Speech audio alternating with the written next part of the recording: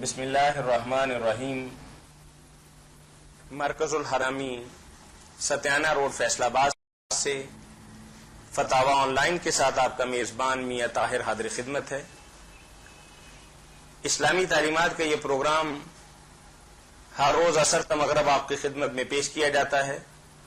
Recorded programme مختلف cable net work کے ذریعے آپ تک پہنچایا جاتا ہے۔ اگر آپ کو بھی کوئی دینی، معاشی، معاشرتی اور روحانی مسئلہ درپیش ہو اور قرآن و سنت کی روشنی کے اندر آپ اس کے صحیح اور بروقت حل کے متلاشی ہوں تو ہمارا ٹول فری نمبر نوٹ کر لیجئے 08001117777۔ اس پروگرام میں آپ کی طرف سے آنے والی فون کالز اور براہ راست پوچھے گئے سوالات کے جوابات معروف مذہبی اسکالر، ممتاز عالم دین، مصنف، محقق، روایت اور درائت سے بات کرنے والے اور سب کو ساتھ لے کر چلنے والے میری مراد مفتی مولانا محمد اسحاق مدظلہ العالی ہیں، جو آپ کی طرف سے آنے والی کالز اور براہ راست پوچھے گئے سوالات کے قرآن و سنت کی روشنی کے اندر جوابات مرحمت فرمائیں گے۔ جی مولانا، ہمیں سب سے پہلے ایک تحریری سوال موصول ہوا ہے کہ آپ کے پروگرام میں بے شمار لوگ روحانی مسائل کا حل پوچھتے ہیں، بیماری کا، کاروبار کا یا دیگر مسائل کے حل کے لیے، تو کیا اس کے ساتھ علاج معالجہ یا ڈاکٹر سے رجوع کرنا بھی ضروری؟ یہ دونوں علاج کے طریقے خود اللہ تعالیٰ نے تجویز کیے ہیں، اور اللہ کے رسول علیہ السلام نے یہ جسمانی علاج کے لیے جو ہے نا دوائیں، یہ بھی بیان فرمائی، تداووا عباد اللہ، کہ اللہ کے بندو علاج معالجہ بھی کیا کرو، کیونکہ اللہ تعالیٰ نے کوئی ایسی بیماری پیدا نہیں کی جس کی دوا نہیں پیدا کی۔ کوئی سمجھ لیتا، کوئی نہیں سمجھتا، پیدا سب کی ہے سوائے موت کے۔ اس لیے علاج جو ہے خود دین میں شامل ہے، یہ علاج کرانا چاہیے۔ جو کہتے نہیں اللہ کے توکل ہم بیٹھے، وہ بالکل جھوٹ بولتے ہیں۔ اللہ نے آپ کے منہ میں لقمہ ڈالنا، روٹی پیدا کر دی، ہاتھ دے دیے، دانت ہے، آپ اٹھا کر چبائیں، تو یہ اللہ تعالیٰ سے ٹھٹھا کرنے والی بات ہے کہ جو چیزیں وہ پہلے ہی دے چکا ہے، دوائیاں وہ ہم استعمال نہیں کرتے، اب اس کو کہ وہ تو ہم نے نہیں کرنی تو تو نے بنائی ہے، ویسے ہی شفا چاہتے، تو یہ خود اللہ تعالیٰ کے ساتھ معارضہ، ٹکر ہے، جرم ہے۔ علاج کرنا چاہیے۔ باقی جیسے دوسری چیزوں میں حلال و حرام کا فرق ہے، ہمیں جو طب ہے نا اپنی، اس میں اس کا خیال رکھنا چاہیے، طبیبوں اور ڈاکٹروں کو بھی، کہ کوئی حرام چیز نہ دوائی میں شامل کریں۔ بالکل شراب سے تو بچنا چاہیے نا، کیونکہ اللہ کے رسول علیہ السلام سے جب لوگوں نے یہ مجبوری بھی پیش کر کے کہا کہ بیماری کے لیے اگر پیئیں، فرمایا یہ خود ایک بیماری ہے، اگر لگی تو پھر اس کا علاج کیا ہوگا، اس کے قریب نہ جاؤ۔ باقی جو دوائیاں ہیں نا وہ استعمال کرنا دین ہے۔ خود حضور نے بہت سی بیماریوں کے بارے میں تو آپ تجویز کی ہیں، یہ جو کرونجی وغیرہ ایسی بہت تعریفیں ان کی اجوا کا فرمایا کہ 7 دانے اگر اس کے صبح کھاتا آدمی، زہر اور جادو اس پر اثر نہیں کر سکتا۔ تو طب النبوی علماء نے باقاعدہ اس پر کتابیں لکھی ہیں، اور امام ابن قیم رحمۃ اللہ علیہ کی زاد المعاد جو سیرت رسول کریم علیہ السلام پر بہترین کتاب ہے، جس میں ہر واقعہ سے نا جو احکام نکلتے ہیں، جو قانون نکلتے ہیں، وہ بھی ساتھ ساتھ بیان کی، یعنی فقہ الحدیث بھی۔ اس میں الگ باب ہے یہ طب نبی کا، تیارت بے تیسے کے ساتھ میں جس جس چیز کا نام آیا اس میں وہ درج کر کے حدیثیں دے دی ہیں، خواص بیان کی ہے۔ تو یہ علاج دونوں طرح کا کہ اللہ تعالیٰ سے دعا بھی کی جائے اور جو دوائیاں اس نے بنائی ہیں ان کو بھی استعمال کیا جائے، اس سے اللہ راضی ہوتا ہے۔ شفا اللہ کے ہاتھ میں۔ جزاکم اللہ خیر۔ آپ ہی کی روایت کردہ ایک حدیث مبارکہ کے متعلق بھائی نے پوچھا ہے کہ یہ کس جگہ ہے کہ جس میں آپ نے فرمایا کہ خانہ کعبہ کے اندر 1 ماہ کا اعتکاف کرنا کسی مسلمان بھائی کی حاجت جو ہے وہ پوری کرنا زیادہ افضل بات ہے۔ اگر خانہ کعبہ بیان ہو گیا نا تو یہ تو درست نہیں۔ آپ نے مسجد نبوی کے بارے میں فرمایا کہ میں اپنی اس مسجد میں 1 مہینہ اعتکاف کروں، تو اس سے یہ زیادہ بہتر ہے کہ کسی مسلمان بھائی کی حاجت روائی کروں، اس کا کام جو ہے نا ساتھ ہو کر کرا دوں۔ یہ مہینہ بھر اعتکاف سے اس کا ثواب زیادہ ہے۔ اپنی مسجد کا کہا کہ مسجد نبوی میں اگر مہینہ بھر میں اعتکاف میں بیٹھا رہوں تو اس سے یہ بہتر ہے کہ کسی آدمی کا کام کریں۔ اسی لیے حضرت ابن عباس رضی اللہ عنہ تو کہتے ہیں اعتکاف میں اگر اٹھ کر چلا جائے اور کسی مسلمان بھائی کا کام کرا جائے اور واپس آ جائے، اس کے اعتکاف کا کچھ نہیں بگڑتا، بلکہ اعتکاف کا ثواب بہت بڑھ گیا۔ وہ بیٹھے تھے اعتکاف میں تو ایک آدمی آیا، اس نے اپنی حاجت بیان کیا، آپ اس کے ساتھ چل پڑے۔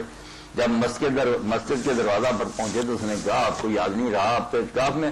فرمایا نہیں، یاد ہے مجھے، کسی مسلمان بھائی کے ساتھ چل کر جانا تاکہ اس کا کام پورا ہو جائے، اس سے اعتکاف کا کچھ نہیں بگڑ جائے، خود ایک نیکی۔ اور امام ابن حزم رحمۃ اللہ علیہ اسی لیے کہتے ہیں کہ نیک کاموں کے لیے اگر کوئی جائے نا باہر، جنازہ ہے، اسی طرح مریض کو دیکھنا ہے، کوئی ایسی باتیں، تو اس سے کیا بگڑے گا؟ وہ تو نیکیاں اکٹھی کر رہا، دنیا کے کام نہیں ہونے۔ ایسا آدمی جس پر بالکل متعین ہو جائے نا کہ جنازے کا وارث ہی وہی باپ فوت ہو گیا یا مریض کا اور کوئی خبر، اس کو تو لازم ہے کہ اعتکاف میں سے اٹھ کر جائے، جائز نہیں، صرف ضروری ہے کہ وہ یہ کام کرے، اعتکاف میں پھر آ کر بیٹھتے ہیں انشاءاللہ اعتکاف درستی۔ جزاکم اللہ خیرہ۔ ان چیزوں کے لیے جو مسئلہ وہ سر آگے نا امام ابو یوسف رحمۃ اللہ اور امام محمد ابن حسن کا اتحادی سامنے رکھنا چاہیے۔ آگے دن سے کم اگر نکل بھی جائے نا کوئی تو اس کا کام نہیں خراب ہوتا، ضروری کام ہوتا۔ السلام علیکم۔ جی وعلیکم السلام ورحمۃ اللہ۔ جی یہ ایک کوشچن تھا فرمائیے۔ کہ اگر کسی کی جان بچانے کے لیے کسی کو اعضاء یعنی اپنے مثلا جسمانی آرگن کوئی بھی ڈونیٹ کر سکتے ہیں؟ کر سکتے ہیں، یہ بہت اچھی بات ہے۔ آپ اپنے اعضاء میں سے کوئی آنکھ وغیرہ یا گردے یہ دو چیز بھی کسی دوسرے کو دے دیں جس سے اس کی جان بچ جائے تو یہ نیکی ہے، کوئی حرج نہیں ہے اس میں۔ اچھا ٹھیک ہے۔ بعض لوگ جو علماء حضرات کیا کہتے ہیں نا کہ آدمی اپنے جسم کا مالک نہیں ہے اس لیے وہ نہیں دے سکتا، مالک نام مالک کی کیا بات، اس طرح تو پھر ہم خون بھی نہیں دے سکتے، وہ بھی آخر خون کے ہم مالک نہیں، مالک تو اللہ ہی ہر چیز کا، تو کچھ بھی نہ دے سکیں گے، یہ نہیں باتیں ٹھیک ہے۔ اگر نیک مقصد کے لیے کسی کی جان بچانے کے لیے آپ دیتے ہیں یا کیا تو اردن میں اس بارے میں میری بہن وہاں اکٹھ ہوا تھا، یہ وہاں علماء ساری مجلس نے بیٹھ کر یہ فیصلہ کیا کہ یہ آزاد جو ہو نا دینے اور لوگوں کا ان کو لگوانا کوئی حرج نہیں اس میں، مسلم کے ہوں یا غیر مسلم کے، یہ بھی کوئی فرق نہیں۔ اچھا جی شکریہ جی، اللہ خیر کرے، مہربانی۔ اس حوالے سے بات تھی کہ پوری دنیا کے اندر سری لنکا واحد ایک ایسا ملک ہے جو آنکھوں کا سب سے زیادہ عطیہ پوری دنیا کے اندر سب سے زیادہ عطیات اکٹھے کر کے پوری دنیا کے اندر جن کی بینائی نیکی کر رہے ہیں، بہت اچھی بات ہے، بے ہے کہ وہ کوشاں غیر مسلم مگر ہے یہ نیک۔ اور شاید آپ کو یاد ہو کہ ہمارے ملک کے ایک حکمران ضیاء الحق صاحب نے بھی اپنی آنکھوں کے عطیے کا اعلان کیا تھا لیکن کسی اور حوالے سے انہوں نے دے دیا اپنی طرف سے۔ کیا السلام علیکم۔ وعلیکم السلام۔ جی بھائی سر یہ گانے کا مسئلہ پوچھنا چاہتا ہوں کہ یہ جائز ہے کہ ناجائز ہے؟ کہاں سے بات کر رہے ہیں آپ؟ میں قصور سے کہہ رہا ہوں سر۔ گانا سننے کی بات کر رہے ہیں؟ ہاں جی، گانے یہ گانا زمین کا ہوتا ہے نا جو گہنا گرہن، ہاں جی اس کے بارے میں۔ ہاں گروی جس کو کہتے ہیں نا، جی جی اس کو ہم اپنی زبان میں گہنا بھی رکھ دینا، اس نے گہنے رکھ لی، ٹھیک ہے گراؤ کر دی تو رہن رکھ لی، جی تو گراؤ تو رکھ سکتا ہے آدمی اپنی زمین، مگر وہ جس کے پاس گراؤ رکھی نا وہ نفع نہیں اس سے اٹھا سکتا، اچھا جی اس کی رجسٹری وغیرہ اپنے قبضہ میں کر لے، مگر اگر وہ اس کو کاشت کر کے اس کی پیداوار وہ کھاتا رہے تو پھر تو میرے بھائی سود ہی ہے نا، کہ قرضہ بھی اس کا اسی طرح باقی ہے، یہ خواہ بخواہ کا اس قرض کی وجہ سے فائدہ اٹھا رہا، تو انتفاع بالمرہون جو ہے تاکہ زمین سے رہن شدہ چیز سے یا مکان میں رہنا شروع کر دے، یہ نہیں کر سکتا۔ یہ جو اصل میں یہ ہے کہ اس کی کوئی صورت جائز بھی ہے؟ کوئی جائز نہیں، صرف ایک گھوڑا یا دودھ دینے والا جانور، یہ اگر کوئی سفر میں کسی کے پاس گراؤ رکھ جائے تو چونکہ وہ آدمی اس کو چارہ بھی دے گا، دانا کھلائے گا، اس کو اتنی رعایت دی ہے کہ وہ سواری کر لے یا اس کا دودھ پی لے، اس کے علاوہ کسی شے سے فائدہ نہیں اٹھا سکتے۔ یہ کچھ علماء کہتے ہیں یعنی کہ وہ حصہ وغیرہ رکھ لے تو ٹھیک ہے؟ حصہ نہیں، نہ حصہ نہ ٹھیکہ کچھ نہیں کر سکتا، کیونکہ جو چیز قرض کے پریشر کی وجہ سے نا کہ پیسے دیے ہوئے سے یہ ویسے شاید وہ آپ کو ٹھیکے پر دیتا یا نہ دیتا، حصہ پر دیتا یا نہ دیتا، مگر مجبور ہے، آپ کہتے ہیں جب تک پیسے نہیں واپس کرو گے میں یہ کروں گا، تو سارا نہیں کھاتے وہ سود، آدھا اس کو دے دیتے ہیں آدھا خود کھا لیتے ہیں، اتنا پڑ گیا ہے سارا سود۔ صحیح ہے۔ انتفاع بالمرہون جو ہے نا رہن شدہ چیز سے فائدہ اٹھانا حرام، صحیح ہے۔ سود۔ تو دوسرا مسئلہ یہ ایک بندہ ہے نا ہمارا پھول کاشت کرتا ہے، جی پھول، تو یہ پھولوں کو اشر وغیرہ وہ کیسے دے گا؟ جی کس طرح پھول کاشت کرتا ہے، بعض لوگ پھول کاشت کرتے ہیں، رقم آ جاتی؟ ہاں جی، تو اس میں اصل بات یہ ہے بھائی عشر کے بارے میں تو سمجھنی چاہیے کہ کچھ ایسی جنسیں ہیں جو ہم کیش کے لیے ان کو بوتے ہیں کہ پیسے کمائیں گے، کماد ہے مل کو دیں گے یا یہ پھول وغیرہ بیچیں گے، سبزیاں وغیرہ، ان پر عشر نہیں ہے، بلکہ یہ تجارتی مال شمار ہوتے ہیں، جو پیسے آپ کو ملتے ہیں نا وہ دوسرے پیسوں میں مل کر 40واں حصہ ان کا آپ دیں گے، یہ کیش کراپس ہے۔ ایک ہے جو فوڈ کراپس ہے، خوراک کے لیے ہم نے گندم بوئی، چنا بویا، یہ جو بوئے، چاول وغیرہ ایسی چیزیں، عشر ان پر ہے. باقی جو ہے نا رقم کمانے کے لیے ہم بولتے چیزیں وہ اس میں لائے ہوا یہ مسئلہ کلیئر کر رہے ہیں مجھ سے. وہ بالکل جو نقدی ہے نا اس پر لگے گی سال بعد, وہ تجارتی مال بن. مولانا اس میں تھوڑا سا اشتباہ تو آئے گا کیونکہ آپ کو تو ضرورت ہے 20 من گندم کی پورے سال میں. آپ 5 ایکڑ کاشت کر رہے ہیں, آپ کے گھر پہ آ جائے گی 200 من. آپ کاشت تو اسی لیے کر رہے ہیں کہ تاکہ وہ جنس بیچیں گے. نہیں, وہ بیچیں گے تو اس کے جو پیسے آئیں گے وہ تو پھر عشر تو دے دیا نا ہم نے, مگر سال بعد اگر وہ بیچ دیں گے جو پیسے آئیں گے وہ پیسوں کی زکات میں چلی جائے گی. وہ چلا مگر پھول لگاتا تو پھر اسے کیا کرنا چاہیے؟ وہ لگاتے ہیں صرف پھول ہے سارا سال. پھول اگر لگاتے ہیں تو پھولوں کے جو پیسے آپ حاصل کرتے ہیں نا جی جی وہ دوسری نقدی میں شامل کرتے جائیں. جب سال بعد زکات آپ 40واں حصہ دیں گے اس کی بھی وہی زکات ہوگی. زکات یہ نہیں دے رہے, زکات دیں گے. صحیح ہے, ٹھیک ہے. عشر غلوں کا دیتے ہیں. غلے جو ہے نا کھانے کے کام آتی چیزیں اور ان کو رکھا بھی جا سکتا ہے سال بھر. سبزیوں کی طرح فروٹ کی طرح وہ ساتھ ساتھ ہی نہیں ختم ہونے والے. اسی لیے پھلوں میں سے 2 حضور نے چنے, کشمش اور کھجور, یہ محفوظ رہ سکتی ہے. اور غلوں میں سے آپ نے گندم اور جو, یہ اس زمانے میں تھے. ان 4 چیزوں پر عشر آپ نے لگایا اور نہیں, سبزیاں بھی تھیں اور سب کچھ تھا, کسی پر عشر نہیں لگایا. وہ اگر بیچیں گے تو جو پیسے حاصل ہوں گے نقلی والی زکات ہے. چلیں, بہت شکریہ بھائی آپ کے کال. بڑی خوشی ہے, اللہ خیر سے رکھے. مولانا زکات اور عشر کے متعلق تھوڑی سی وضاحت فرما دیں. ہے تو عشر بھی زکات بھائی طاہر, صرف شرع کی وجہ سے نام الگ ہو گیا کہ جن چیزوں پر 1/5 زکات ہے 20% وہ خمس 5ویں حصے کو کہتے ہیں. کسی کی زمین میں کوئی کان نکلا ہے یا اس میں کھودا پرانا کوئی خزانہ دفن ہوا مل گیا, یہ آسانی سے حاصل ہوگی چیز, اس میں اس کی کوئی شے نہیں. اس پر 5واں حصہ یہ خمس. اور جو ہم کھیتی بوتے ہیں اس پر محنت نہیں, کوئی پانی وغیرہ نہیں دیتے, وہ 10واں حصہ عشر 1/10. اور جس کو قیمتاً پانی لگاتے ہیں, نہری پانی یا کنواں وغیرہ محنت کر کے, وہ نصف عشر 1/10 کا بھی آدھا 1/20 ہو گیا.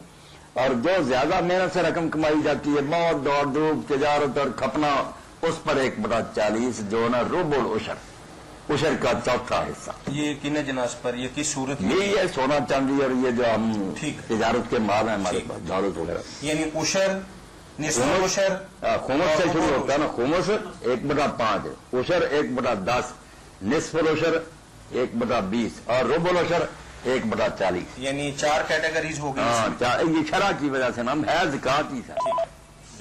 جی السلام علیکم. جی بھائی کہاں سے بات کر رہے ہیں؟ ہیلو جی, کہاں سے بات کر رہے ہیں آپ؟ گڑبڑ ہے بات. جی السلام علیکم. وعلیکم السلام. بھائی کہاں سے بات کر رہے ہیں آپ؟ عارف والا سے. عارف والا ساہیوال سے. جی فرمائیے, کیا پوچھیں گے آپ؟ روزہ ہوئے جی. جی جی. ٹیکا لوا لیے, روزہ ٹوٹتا ہے کہ نہیں؟ نہیں ٹوٹتا. اگر طاقت کا نہیں ہے تو پھر نہیں ٹوٹے گا. طاقت کا لگوا رہے ہیں آپ تو پھر تو ارادہ ہی نہیں آپ کا روزہ رکھنے کا. اور اگر بیماری کا تو کوئی بات نہیں, انجیکشن سے روزہ نہیں ٹوٹتا. جی سرمے سے نہیں, سرمے سے بھی نہیں ٹوٹتا, مسواک سے نہیں ٹوٹتا, کان میں تیل لگانے سے نہیں ٹوٹتا. جی فائدہ ہے جی سرما. ہاں, آنکھوں میں سرما ڈالنے سے روزے کا کچھ نہیں بگڑتا. ٹھیک ہے جی, ڈال لیا کریں آپ. انسولین کے بارے میں بھی یہی حکم. یہی حکم. اگر شوگر والا انسولین کا استعمال کرتا ہے تو کوئی بات نہیں ہے. مولانا ایک پورا رسالہ اس پر مفتی محمد شفیع رحمۃ اللہ علیہ جو تقی عثمانی صاحب کے والد ہے نا, کلمۃ القوم فی الانجیکشن فی الصوم, روزے میں انجیکشن. تو 10-15 علماء جو چوٹی کے تھے ان کا متفقہ پھر فیصلہ. اور علامہ البانی صاحب نے اپنی کتاب میں ابن تیمیہ کے حوالے سے لکھا کہ یہ باقی چیزیں جو نا اس طرح ہو گئی, اس طرح ان سے کوئی نہیں روزہ ٹوٹ سکتا. جو منفذ ہے نا, قدرتی راستے بڑے ہوئے, منہ ہے سارا, ان سے نہیں کوئی چیز اندر جانی چاہیے. یہ صاحب آج تشریف لائے ہوئے ہیں. ایک سوال آپ نے نظر کیا ہے ہو گئے تھے نا کہ درود پاک میں حضرت ابراہیم علیہ الصلوۃ والسلام کا خاص طور پر ذکر آیا ہے, اس کی ذرا وضاحت اور تشریح فرما دیں. ابراہیم علیہ السلام کا حوالہ ہم نے بالخصوص دیا. صلاۃ اور سلام تو اللہ نے سب انبیاء علیہ السلام پر کیا ہے, مگر جس طرح کی رحمت ابراہیم علیہ السلام پر اللہ نے فرمائی نا, ایسی کسی نبی پر نہیں. ان سے جو دین کا علاوہ اور اشاعت ہوئی ہے نا، پچھلے پیغمبر آئے نوح علیہ السلام وغیرہ اپنی قوم میں کوشش کرتے رہے، نہیں کسی نے سنی نہیں. جی السلام علیکم. وعلیکم السلام. میں اسامہ بات کر رہا ہوں فیصل آباد سے. ہاں اسامہ بیٹا بتاؤ کیا پوچھ رہے ہیں؟ جی میں اگر ہم نماز پڑھ رہے ہوں تو ہر رکعت کے بعد ہاتھ کھڑا کرنا ہے. مطلب جب شروع کرتے ہیں تو ہر رکعت کے بعد ایسے ہاتھ کھڑا کرتے ہیں. ہاتھ کیسے کھڑا کرتے ہیں؟ مطلب جب نماز رفع دین ہر رکعت کے بعد نہیں کرتے، ذرا بتا دیجیے. یہ پہلی رکعت کے شروع میں بیٹا کرتے ہیں، پھر رکوع کو جاتے کرتے ہیں، رکوع سے اٹھ کر کرتے ہیں. دوسری رکعت کے لیے جب کھڑے ہوتے ہیں پھر نہیں کرتے. جب تیسری رکعت کے لیے اٹھے نا، اگر 2 سے زیادہ رکھتے ہوں تو اتحیات پڑھ کر جب تیسری کے لیے اٹھتے ہیں پھر رفع دین کرتے. باقی پہلی اور تیسری میں نہیں کرتے. جی بات واضح ہو گئی. جی چلیں شکریہ. جی اللہ خیر. تو کیا بات ہو رہی؟ درود پاک کے بعد. درود پاک. ابراہیم علیہ السلام پر اللہ نے جو انعام کیا وہ قرآن مجید میں بیان کیا. السلام علیکم. وعلیکم السلام. جی بھائی کیا حال ہے جناب؟ ٹھیک ٹھاک. کہاں سے بات کر رہے ہیں؟ نیازی صاحب ہیں. جی جی. بکھر سے. اکرام اللہ نیازی صاحب ہیں. جی فرمائیے بھائی کیا فرمائے پوچھیں گے نا. آپ؟ یہ دعا کے مسئلہ ہے جی. کون سا فرمائیے. دعا کے بارے میں پوچھیں نا؟ یہ مطلب بتایا جا رہا ہے بھی اول و آخر درود پاک نہ پڑھا جائے تو دعا معلق رہتی ہے. یہ اس سلسلے میں یہ جو کہا جاتا نا کہ اول آخر پڑھا جائے تو نیک لوگوں کا اپنا ہی خیال ہے. جی رسول کریم علیہ السلام نے جو بات کہی ہے وہ شروع میں پڑھنا کہ اللہ کی تعریف کی جائے، جی. رسول کریم علیہ السلام پر درود بھیجا جائے، پھر دعا کی جائے. حضور نے یہ طریقہ سکھایا. جو آخر میں بھی پڑھتے ہیں یہ کچھ نیک لوگوں کا یہ کہنا جو آپ نے فکرہ بولا نا، جی. یہ حدیث نہیں نہ کسی صحابی کا قول ہے. نیک لوگ اپنی طرف سے کہتے ہیں کوئی حرج نہیں، بعد میں ہی پڑھ لے. مگر حدیث پاک میں آپ نے یہ سکھایا کہ دعا کرنے میں جلدی نہ کیا کرو، پہلے اللہ کی تعریف کیا کرو، جی. پھر رسول کریم علیہ السلام پر درود بھیجا کرو، پھر دعا کیا کرو. مطلب اول پڑھنا ضروری ہے. اول پڑھنا تو ضروری ہے، دعا سے پہلے پڑھنا چاہیے. جنہوں نے شروع کر دی تھی نا، جی. آپ نے ٹوک دیا تھا انہیں کہ تم نے جلدی کیا، یہ کیوں ایسا کیا؟ جی جی اچھا. اور سنائیں ٹھیک ٹھاک جناب. ہاں جی، بالکل الحمدللہ. ہے. اللہ مہربانی. دعا میں یاد اللہ رکھیے گا. جی درود پاک تو یا صاحب ابراہیم علیہ السلام پر جو اللہ نے صلاۃ و سلام بھیجا کہ ایک تو ان کے ذریعے توحید بہت پھیلی. یہ دنیا میں اب جتنا توحید کا چرچا نا، پہلے انبیاء کی کوشش نہیں اتنی کامیاب ہوئی. انہوں نے اور ان کی اولاد نے نا پھیلا دیا. لوط علیہ السلام اردن میں تھے، اسماعیل علیہ السلام عرب میں تھے، اسحاق علیہ السلام فلسطین میں تھے. یہ خود بھی دورہ کرتے رہتے تھے. دنیا میں روشنی کر دی. کفر جو ہے نا اس کو ختم کیا، دین کو غالب کیا. اور بعد میں اللہ تعالیٰ نے جتنے نبی اور رسول بھیجے نا ابراہیم علیہ السلام کے بعد، پھر کسی نسل میں نہیں آئے، سارے ابراہیم علیہ السلام کی اولاد میں سے.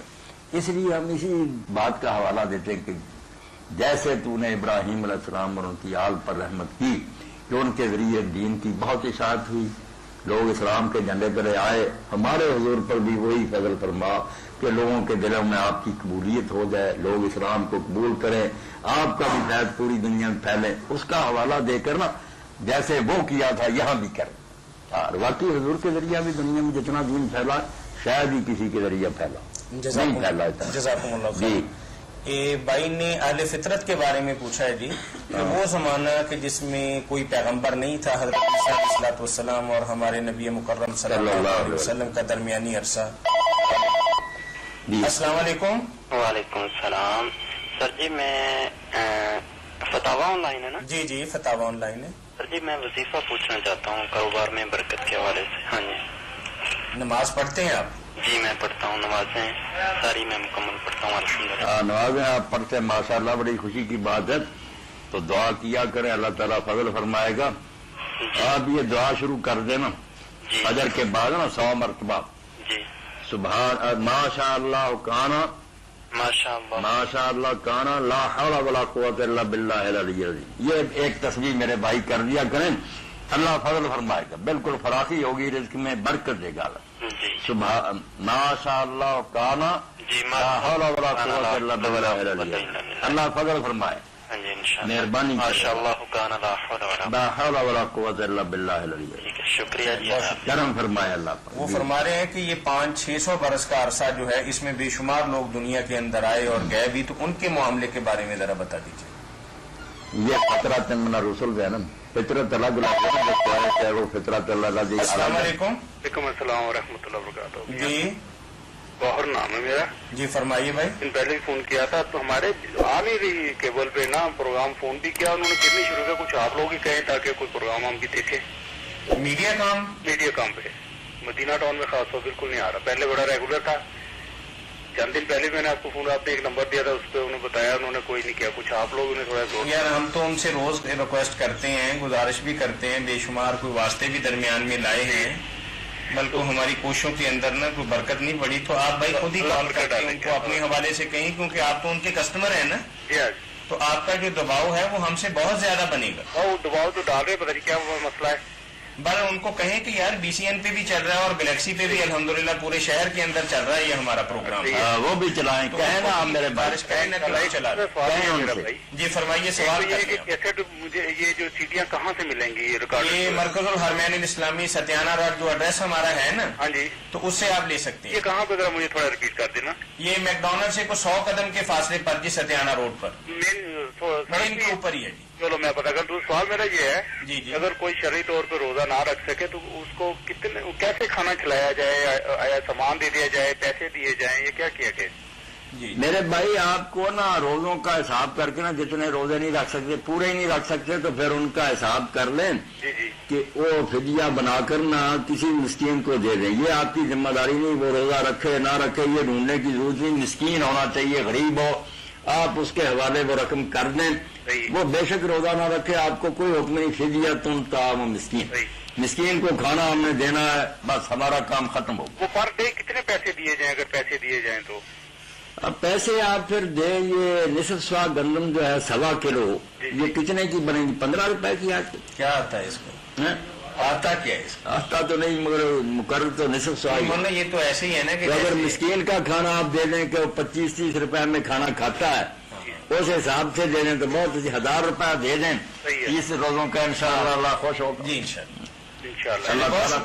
اللہ قبول فرمائے. دوسرا چھوٹا سا ایک سوال تھا یہ کہ ہم جو داڑھی رکھتے ہیں اس کا خط بنانا کیسا عمل ہے؟ خط اچھا خط بھی بنائیں, نیچے گرے سے بھی منڈوائیں, یہ کوئی بات نہیں. یہ جو آ رہی نا کن پٹی جاڑیں جو ہے داڑوں پر جو اگتی نا لہجہ اس کو کہتے ہیں. یہ باقی حصے جو نا اور خدین اور حلق وغیرہ کو جو داڑھی بناتے ہیں ان کی زیادتی ہے. خود وہ نہیں منڈانا چاہتے نہ منڈائیں, مگر یہ نہ کہیں کہ یہ داڑھی کوئی نہیں, یہ الگ حصے ہیں. یہ ہے داڑھی. میرے محلے میں اہل حدیث حضرات وہ کہتے نہیں جی نبی نام نہیں لیں گے آپ کسی. نہیں آپ کسی کا نام نہ لیں, بس آپ کو نا جو صحیح بات تھی بتا دی. حوالے چاہیے ہوں گے تو بالکل فوٹو اسٹیٹ کرا لیں اور ان حضرات سے بھی کہہ دیں کہ ایسا نہ کریں. کوئی بات نہیں. یہ خط بنوانا, گلے میں سے بال منڈوانے, یہ سب ٹھیک ہے. چلو شکریہ. بالکل درست ہے. یہ بہت کوئی شکریہ جی آپ کے نہ کال. جی جی ان کے بارے میں پوچھا ہے. جی اہل فترہ کے بارے میں. اہل فطرت ہمیں جو پریشانی لائق ہوتی ہے نا کہ یہ لوگ جو زمانہ فطرت میں ہوئے یا اب بھی پہاڑوں وغیرہ پر ہیں, ان کو ہدایت کس طرح ملی ہوگی, یہ ہم خام خاص سر درد مور لے لیتے. اللہ تعالیٰ کے بارے میں آپ یقین جانیں وہ عادل ہے, رحیم ہے, اس کے وسائل بہت ہیں. کوئی جگہ ایسی نہیں چھوڑی, کوئی قوم نہیں چھوڑی جہاں کوئی رہبر نہیں آیا. ہمیں نہیں پتا تو الگ بات ہے. سب کو پہنچ کر فطرت میں بھی اگر نبی نہیں تھے تو اس زمانے میں صالح اہل کتاب عالم اور نیک موجود تھے جو اللہ کا دین لوگوں کو بتاتے تھے. نہیں لوگ مانتے تو خود ہی بھگتے. کوئی نیک اہل کتاب ختم نہیں ہو گئے, بڑے بڑے عالم تھے, دین بتاتے تھے. ایک بات جو مولانا مینا حسن سرائی صاحب رحمۃ اللہ نے لکھی نا وہ ذہن میں رکھنی چاہیے کہ جس طرح جگانے والے کا یہ کام ہے کہ وہ اذان دے, اسی طرح جاگنے والوں کی بھی ذمہ داری کہ اٹھیں. اگر وہ اذان سے تو سوئے ہی نہیں اٹھنا چاہتے تو پھر مؤذن کیا کرے گا؟ مؤذن کا کام ختم. تو یہ جو ہے کتاب وغیرہ یہ فطرت والے لوگ ہیں. اگر یہ تلاش حق کرتے تو سلمان فارسی رضی اللہ عنہ کی طرح اس زمانے میں بھی انہیں رہبر مل جاتے. جو تلاش ہی نہیں کرتے, یہ قرآن مجید میں سورہ فاتحہ میں جو ہم پڑھتے ہیں غیر المغضوب علیہم ولا الضالین, اب کہتے ہیں کہ گمراہوں کا راستہ. گمراہ ہماری زبان میں ہے معمولی بات, ایک آدمی کو راستے کا پتہ نہیں ہے, یہ ایسی بات نہیں, کوئی جرم ہی نہیں. ایک آدمی کو نہیں خبر ہو اس کو کیا سزا ہوگی؟ ظالم یہاں یہ نہیں کہ بے خبر یا گمراہ, یہ کہنا ہے کہ جنہوں نے کوتاہی کی حق تلاش کرنے میں اس لیے حق نہیں ملا وہ مقصر ہے, ان کا قصور ہے, کوتاہی ہے, وہ مجرم ہے. مغضوب علیہم وہ ہیں جنہیں حق ملا مگر جان بوجھ کر انہوں نے آنکھیں بند, وہ یہود ہیں, مانا نہیں سچی بات کو. ایک وہ جنہوں نے کوشش نہیں کی, بس بیٹھے رہے آرام سے. ایسے لوگ جو ہے نا مقصر، تقصیر کرنے والے کوتاہی، یہ مجرم ہے. ویسے ایک آدمی کو خبر نہ تو کوئی بات نہیں، مگر آپ بے فکر رہیں. کسی جگہ بھی کوئی اللہ تعالیٰ نے کسی نہ کسی ذریعے سے ہدایت دے دی ہے، نبی یا رسول نہ بھی ہو، توحید کے بارے میں تو اللہ تعالیٰ جنگلوں میں رہنے والے سے پوچھے گا، کیونکہ یہ مسئلہ پیچیدہ نہیں. ہر بندہ جانتا ہے کہ اللہ کو تو ہم اس لیے مانتے ہیں کہ ماننے کی مجبوری ہے. نہ مانے کائنات کا معمہ حل نہیں ہوتا. سمجھ نہیں آتی کہ یہ دنیا کیسے بن گئی اور کیسے چل رہی. لازماً کوئی ماننا پڑتا ہے جس نے یہ بنایا اور کنٹرول کر رہا. مگر اس کے بعد کیوں آگے ہم سر جھکاتے پھر؟ کیا مجبوری؟ ایک تو اس لیے مانا کہ اس کو مانے بغیر چارہ نہیں. باقی ہم کو کمینے ہیں، ذلیل ہیں کہ در در پر ٹھوکرے گئے کتے کی طرح. ایک سے اگر کام نہیں چلتا تو اس کو چھوڑیں. جو ساری حاجتیں پورے کرتا نا بڑا، اس اللہ کو مانے. جب وہ ڈھونڈ لیا کہ جس میں کوئی خامی نہیں، اللہ کہتے اب کیوں دوسری طرف جائیں؟ ایک در پہ بیٹھ گر ہے توکل کریم پر، اللہ کے فقیر کو پھیرانا چاہیے. یہی بات اللہ کہتا ماذ بعد الحق الا الضلال. یار حق کو ماننا تو ضروری تھا کہ ایک اللہ کو مانے بغیر سمجھ نہیں آتی کہ دنیا بن کیسے گی. مگر اس کے بعد جب مسئلہ حل ہو گیا، کیوں تم کتے کی طرح در بدر پھرتے اور ڈھونڈتے؟ اسی لیے شرک کو اللہ نے ظلم عظیم کہا کہ اس سے بڑی اپنے ساتھ زیادتی کوئی نہیں کہ آدمی ہر جگہ سر جھکاتا پھر.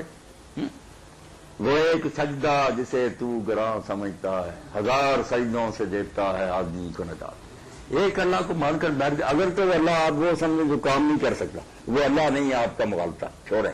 اللہ وہ ہے الیس اللہ بکافٍ عبدہ. کیا اللہ اپنے بندے کے لیے کافی نہیں ہے؟ اگر کافی ہے تو اور کیوں مانے؟ اسی لیے اللہ تعالیٰ نے کہا کہ شرک اور زنا ایک جیسی ہے. دیکھ لو کیسی باریک بات کہی. خامد ہر جرم معاف کر سکتا ہے، عورت کا زنا نہیں معاف کرتا. غیرت مند ہوگا اگر یہ برداشت کر رہی ہے دیوس، جنت میں نہیں جائے گا. اللہ نے بھی اسی طرح کیا کہ آپ نماز نہیں پڑھتے، کوئی گناہ ہوتا ہے، خیر اس کی مرضی سزا دے یا بخش دے. شرک نہیں بخشے کہ مجھ نے کیا خامی دیکھی تھی کہ اوروں کی طرف سے جا پڑا چل پڑا. اور سورہ نور پر غور کریں یا صاحب کہ اللہ نے کہا زانی عورت سے نکاح کرے یا مشرک مرد یا زانی، اور زانیہ اس سے نکاح کرے یا زانیہ عورت یا مشرکہ. ان کو ایک بریکٹ میں کیا، زانیہ اور یا مشرکہ. معلوم ہوا یہ دونوں ایک قسم کے بیمار ہیں کہ خامد ہے اگر وہ بیمار ہے، سمجھتی ہے کہ میری حاج پوری کھولا دے، چھوڑ اس خامد کو، کوئی طاقتور آدمی تلاش کر. اور اگر خامد ٹھیک ہے تو یہ حرام روی کیوں کرتی؟ اور اسی لیے بنی اسرائیل کے جو انبیاء علیہ السلام، انہوں نے قرآن مجید نے تو درپردہ بات کی نا کہ زانی سے یا زانی نکاح کرے یا مشرک. انہوں نے ڈائریکٹ کہا کہ بنی اسرائیل چھنار عورت، اور کہا تم وہ عورتوں لے لے، یہ بیان نہیں چھوڑنا، توحید تو بیان کرنا. السلام علیکم. السلام علیکم. السلام علیکم. جی وعلیکم السلام ورحمۃ اللہ. مولانا محمد صاحب جی. جی پوچھیں میرے بھائی. بہت آپ آج بھی کوئی یعنی کہ مسئلے کل بتا سکتے ہیں؟ کیوں نہیں بتائیں گے؟ بہت مسئلہ یہ ہے کہ جو عورتوں کو جب مخصوص ایام ہوتے ہیں ان دنوں وہ قرآن مجید پڑھ سکتی ہے؟ قرآن میں زبانی پڑھ سکتی ہے، ہاتھ نہیں لگا سکتی. نہیں بیگم میری کہہ رہی تھی جی وہ کپڑا کا ہاتھ میں چڑھا کے کپڑا لے کے اس سے پکڑ لیں یہاں سے. نہیں، یہ ساری باتیں میرے بھائی غلط ہیں. قرآن مجید کو ٹچ نہیں کرنا، نہ بے وضو آدمی نے، نہ جنبی نے. باقی حیض والی عورت پڑھ سکتی ہے زبانی. ہاں زبانی یعنی کہ پڑھ سکتی. زبانی جنبی نہیں پڑھ سکتا. جس کو غسل کی ضرورت ہے وہ زبانی بھی نہیں پڑھ سکتا. ایسا ہو سکتا ہے کسی بچے کو ساتھ بٹھا لیں وہ فرق اس کا جو امام ابن تیمیہ، ابن قیم اور امام مالک نے بیان فرمایا کتنا معقول ہے، بالکل لاجیکل کہ جو جنبی ہے اس کو کیا مجبوری ہے، کیوں نہیں غسل کرتا، اٹھے اور غسل کرے. مگر عورت کی تو مجبوری ہے بیچاری، 4 دن 5 دن کے لیے وہ بس کر ہی نہیں سکتی. اس کو تلاوت قرآن سے روکا جائے، قرآن ہی بھول جائے. جنبی اٹھے غسل کرے، وہ خود مجھے میں کیوں نہیں غسل کرتا. اس کو نہیں اجازت، زبانی بھی نہیں پڑھ سکتا. پڑھنا چاہتا تو نہائے، اس کو اجازت ہے کہ ہاتھ نہ لگائے، پڑھ سکتا. بہت شکریہ صاحب. مولانا اس کے ساتھ چھوٹا سا سوال یہ تھا کہ اگر کسی بچے کو یا کسی بڑے کو ساتھ بٹھا لیا جائے اور تلاوت کرنے کے لیے، تو جب وہ آخر پہ پہنچے تو ورق الٹ دے، ایسا ہو سکتا ہے؟ ایسا ہو سکتا، دیکھتی رہے، پڑھتی رہے، ہاتھ نہ لگائے. بچہ اٹھ دے یا کوئی لکڑی وغیرہ اس سے اٹھ دے، ہاں یہ کرے، چھونا نہیں. ٹھیک.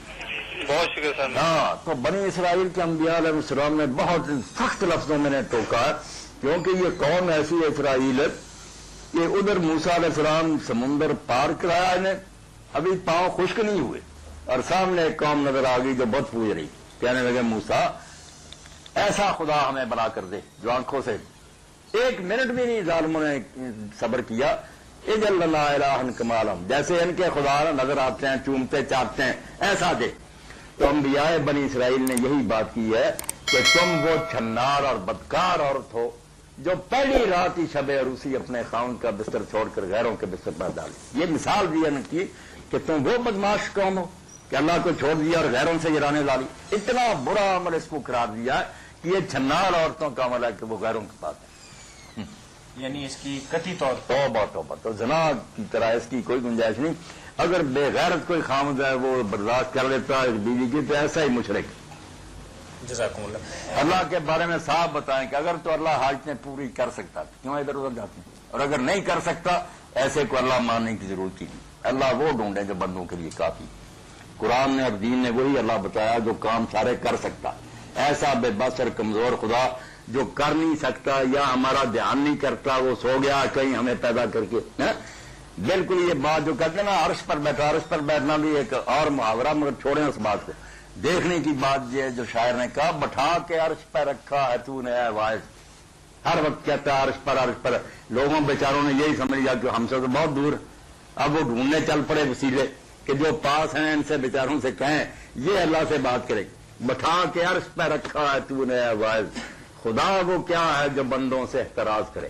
جو پڑے پڑے رہتا وہ خدا نہیں ہو سکتا. ہم نے اس خدا کو ماننے کی ضرورت نہیں.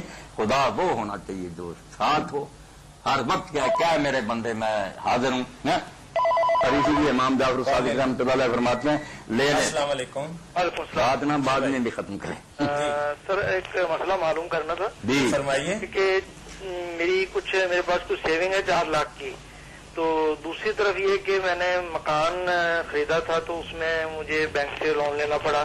جی جی. ₹1,00,000. ہاں. تو بینک سے جو لون لیا وہ میں نے وہ اسلامک بینکنگ ڈویژن ہے ان کا الفلا والوں کا. جی جی. وہ اس سے لیا ہے. جی جی. تو اب یہ کہ مجھ پر کچھ زکات بنتی ہے یا نہیں بنتی؟ آپ پہ تو بہت سی زکات بنے گی انشاءاللہ. بہت زکات بنے گی آپ پر. جی. ایسے جی. ایک طرف تو کہتے کتنے پیسے ہیں؟ کتنے پیسے ہیں آپ کے پاس اپنے؟ 4 لاکھ روپے میرے پاس سیونگ ہے. 7 لاکھ روپے. 7 ہاں لاکھ. جی. قرض آپ نے بینک سے کتنا لیا؟ 10 لاکھ روپے. 10 لاکھ روپے. ماشاء اللہ. تو آپ نے جو ہے نا آپ کے پاس بے شک وہ بینک کے ہے نا آپ کے پاس قرض، یا تو میرے بھائی قرض آپ بینک کو لوٹا دیں. یہ 7 لاکھ بھی دے دیں اور باقی کی فکر کریں، پھر تو زکات نہیں لاگو ہوگی. اور اگر آپ زکات وہ قرض واپس بھی نہیں کر رہے تو پھر آپ کو جب تک آپ کے پاس ہیں یہ پیسے زکات پڑتی رہے گی. زکات دینی پڑے گی. یہ بہانہ نہیں کوئی بنا سکتا کہ میرے ذمہ اتنا قرض ہے یا قرض دے دے. اگر قرض نہیں دے رہا تو جس رقم کو وہ برت رہا نا اپنی ہے یا قرض کی بھی لی ہوئی ہے سب پر زکات دینی پڑے گی. جو آپ کی کسی کے ذمہ ہو قرض اس کی نہیں دینی. یعنی جو کسی رقم کو برتتا ہے زکات وہ دے گا. آپ کی رقم کسی کے ذمہ اس نے قرض دینا وہ زکات دے گا. جو آپ کے پاس ہے اس کی آپ دیں گے خواہ اپنے ہیں یا کسی غیر کی. جی فرمائیے بھائی. کیا پوچھ رہے تھے آپ؟ تو وہ 4 لاکھ کی بھی اور یہ 10 لاکھ جو مکان میں انویسٹ ہے وہ بھی اس کی بھی. جی نہیں جو مکان میں لگ گیا اس پر کوئی نہیں. ہاں جی. جو نقدی پڑی ہے آپ کے پاس. اچھا نقدی ہے. نقدی. جی ٹھیک ہے. مکان میں اگر اتفاق سے آپ کروڑ روپے کا بھی بنا لیتے ہیں نا اپنی رہائش کے لیے نہیں اس پر کوئی نہیں. اس پر نہیں. اگر آپ کے پاس 1,00,000 2 لاکھ پڑے ہیں صاحب نصاب ہو گئے تو اس پر آپ زکات دیں گے. مکان ہے آپ کے پاس جو اپنے ضرورت کے سامان ہے بے شک وہ کتنا زیادہ فرنیچر اور کپڑے وغیرہ برتن نہیں ان چیزوں کیا فرما رہے ہیں آپ؟ جی میں نے جو 10 لاکھ لیا ہے وہ تو مکان کے لیے لیا نا جی. آپ رہ رہے ہیں مکان میں؟ جی ہاں رہ رہا ہوں. میں نہیں اس پر تو پھر مولانا مکان کے لیے قرض لیا اور اب اس مکان کے اندر ہی رہ رہے ہیں. 10 لاکھ ہاتھ کے اندر نہیں ہے. نہیں ہے جی. ہاں وہ گارے مٹی کے اندر لگ گیا. نہیں وہ تو لگ گیا اس کا تو میں ذکر بھی نہ کر رہا. اب بھائی نے تھوڑی وضاحت اور کی ہے. جو 7 لاکھ نقد پڑانے کے بعد جی جی میں اس کا کہتا ہوں اب جو نقد ہے صرف اسی پر آپ زکات دیں گے. مکان کی تو میں نہیں کہہ رہا. جو بینک سے آپ نے لیے نا کسی پرپز کے لیے اور مکان کے لیے خاص طور پر اس پر زکات نہیں. وہ اگر صرف ہو گیا مکان میں لگ گیا تو کوئی نہیں اس پر زکات. اچھا جی بہت شکریہ. Thank you. توحید کی بات آپ بتائیں. توحید کی بات کیا ہو رہی تھی؟ ہاں تو امام جعفر صادق رحمۃ اللہ علیہ یہ کالے السلام علیکم. چاہیے. وعلیکم السلام. جی مفتی صاحب آپ سے 2 سوال کرنے تھے. جی جی ٹھیک ہے. پہلا سوال یہ ہے کہ کسی کی ڈلیوری ہوئی ہے ٹھیک ہے بیٹا ہوا ہے وہ اب 30 دن تقریباً ہو گئے ہیں تو وہ پاک کہتی ہے کہ میں مجھے بالکل ٹھیک ہوں تو وہ نہا کے نماز وغیرہ روزہ رکھ سکتی ہے. یہ میری بہن بہت اچھی بات آپ نے پوچھی. اس بارے میں عورتوں میں بڑی جہالت پائی جاتی ہے کہ خون بند ہو جاتا ہے مگر وہ بیٹھی رہتی ہیں کہ 40 دن پورے کرنے ہیں. یہ بڑی گناہ کی بات ہے. جس دن خون بند ہو جائے نا, 10 دن کے اندر ہی ہو جائے, اسی وقت نہا کر نماز شروع کر دینی چاہیے. یہ نہیں کہ 40 دن بیٹھنا. وہ 40 دن کی بات یہ ہے کہ اگر کسی عورت کو اللہ تعالیٰ مہربانی فرمائے بیماری ہو جائے اور یہ خون بند ہو ہی نہ, 40 دن سے بھی آگے بڑھ جائے, تو پھر 40 دن کے بعد تو ضرور اس نے نہا کر نماز شروع کر دینی. آگے بن گئی بیماری, استحاضہ. اچھا جی. باقی ان دنوں کے اندر اندر جب خون بند ہو جائے, 3 دن بعد ہی بند ہو جائے, 4 دن اسی وقت نہا کر نماز شروع کرنی. اچھا جی. ہاں. اچھا جی. دوسرا سوال ہے کہ ایک گھر میں ایک باپ ہے اور 3 بیٹے ہیں, ٹھیک ہے جی. تینوں بیٹے شادی شدہ ہے اور باپ جو ہے ان کی بیوی کی تھوڑی ٹائم ہوا ہے کہ وہ ڈیتھ ہو گئی ہے بیوی کی, سمجھ آئیے. اب وہ باپ جو ہے نا وہ ایک بہو کی ماں جو بیوہ ہے 25 سال سے, اس سے شادی کرنا چاہتا ہے. کیا شریعت کی روح سے جائز ہے؟ بیٹے کی ساس ہو گئی نا, بیٹے کی ساس سے شادی کرنا چاہتا. ہاں جی. یہی کہہ رہے ہیں نا بھاجی آپ؟ ہاں جی. یہ میری بہن بالکل جائز ہے. جائز ہے. جائز, اس میں کوئی ڈر نہیں. وہ ایک گھر میں رہ سکتے ہیں پھر بعد میں؟ ہاں بالکل ایک گھر میں رہ سکتی ہیں, وہ کوئی بات نہیں. اس کے گھر میں ساس ہو, اس کے گھر میں اس کی بیٹی ہو بیٹے کے, تو یہ جائز ہے رشتہ. اچھا. ہاں مطلب کوئی حرج نہیں ہے؟ نہ حرج. یا تو آپ کو پتا باتیں بناتی ہے نا وہ, اس سے بھی زیادہ میری بہن عجیب رشتے ہوئے ہیں صحابہ کرام میں, وہ تو بیان کریں تو لوگ حیران ہی رہ جائیں. یہ کوئی بات نہیں, جو رشتے اللہ نے حرام کیے ہیں وہ سورۃ النساء میں آ گئے, یہ اس میں نہیں ہے. ساتھ سے وہ باپ نکاح کر سکتا ہے, اس کی بیٹی سے بیٹا کر سکتا ہے. باپ جو ہے اپنی بہو کی ماں سے کر سکتا ہے. بیٹا نہیں اپنی ساتھ سے کر سکتا. پوچھیں گے تو فتویٰ جو جواز کا ہی ملے گا. جواز کا, اس میں کوئی اختلاف نہیں. سارے جی جائز ہے جی, بالکل کر سکتے ہیں. جس عالم سے بھی پوچھیں گے یہ مسئلہ سب کے نزدیک ایک ہی ہے کہ ساتھ سے وہ نکاح کر سکتا ہے. اچھا جی. خیر کرے اللہ پاک. جی تو یہ 10 بار آپ یاد کر رہے ہیں, ایک نئی دعا آ گئی کہ یا رب یا اللہ. یہ 10 مرتبہ ایک ہی بار کہنا, اور اگر ایک ہی سانس میں کہہ جائے تو بہت ہمت کی بات ہے. ایسا روئے یا اللہ یا اللہ یا اللہ 10 مرتبہ. پھر اللہ تعالیٰ کہتا ہے میرا بندہ جو کہہ رہا کام کرو, چلا رہا ہے. السلام علیکم. 10 مرتبہ اس نے مجھے آواز. رشید منصور آباد فیصلہ آباد سے عرض کر رہا ہوں. جی جی. بیٹا سا ایک میں نے سوال پوچھنا ہے کہ یہ جو عورتوں کے بال ہوتے ہیں سر پہ, یہ کنگھی کے دوران گرتے ہیں, ہاں ان کو کیا کرنا چاہیے؟ دفنانا چاہیے, پانی میں بہانا چاہیے, یا کوڑے والی باسکٹ میں پھینکنا چاہیے؟ بہت اچھی. نہیں, جہاں جی چاہے میرے بھائی جو سر سے جدا ہوگا نا بال, ان کا کوئی نہیں. جہاں جی چاہے پھینک دیں, کوڑے میں پھینک دیں, دفن کر دیں, پانی میں بہا دیں, کوئی ایسی مصیبت کرنے کی ضرورت نہیں. جہاں جی چاہے پھینک دیں, کوئی شرط نہیں. کیونکہ یہ عزت کے معاملے میں آتا ہے نا, یہ عزت کے زمرے میں آتا ہے نا. عورت کے سر کے جو بال بدن سے جب جڑے ہو جائے نا, جب عزت جب اسی وقت تک ہے جب تک جسم کے ساتھ متصل ہے. ہمارے بال بھی ہم مونڈتے ہیں, کئی وہ پھینک دیتے ہیں, جب مونڈ دیے پھر ان کی عزت کیا رہے گی جب ہمارے جسم کے ساتھ تھے عزت تھی. تو عورت کے جسم کے ساتھ جب بال ہے ان کا دیکھنا بھی حرام ہے, پردہ بھی ہے, سب کچھ ہے. بعد میں جہاں جی چاہے پھینک دے, پھر کوئی بات نہیں. اچھا, ایک چھوٹی سی گزارش اور ہے, یہ بات واضح ہے کہ اللہ پاک نے بھی اور فرشتوں نے بھی درود پاک کا حکم دیا ہے نا. جی جی. تو یہ اکثر سننے میں آتا ہے کہ اٹھتے بیٹھتے جاگتے سوتے راستے میں جس جگہ پر بھی آپ چاہیں تو درود پاک کثرت سے ادا کریں. جی. تو میں یہ آپ سے پوچھنا چاہ رہا ہوں کہ جب ہم روڈ پہ نکلتے ہیں جی تو روڈ پہ درود پاک جاری رکھیں, کیونکہ روڈ پہ جانوروں کی غلاظت بہت زیادہ ہوتی ہے. تو اس کے دوران یہ تو کیونکہ پاک چیز ہے, پاک جگہ پر بیٹھ کے ہی میرے خیال میں یہ ادا کرنی چاہیے. نہیں میرے بھائی, یہ تنگیاں پیدا کریں گے نا تو درود شریف سے, ذکر سے, تلاوت سے, قرآن سے محروم رہ جائیں گے. اللہ نے ہمیں کوئی حکم نہیں دیا. جیسی جگہ ہو نا, آپ روڈ پر جا رہے ہیں, وضو ہے نہیں ہے, درود شریف پڑھیں, استغفار پڑھیں, زبانی قرآن مجید کی یاد تلاوت کریں. دین نے ہمارے لیے آسانیاں پیدا کی کہ ہر حال میں یہ اللہ کو یاد کر سکیں. اگر اس طرح کی باتیں سوچیں کہ پاک جگہ ہو, باوضو ہو, تو پھر تو بہت تھوڑا وقت ملے گا. کام کاج میں کہاں ہم ان پابندیوں کا لحاظ کر سکتے ہیں. تو یہ آپ چھوڑیں نا, جس حال میں جہاں بھی ہو زبان پاک ہے, آپ اس حدیث پاک پر عمل کریں.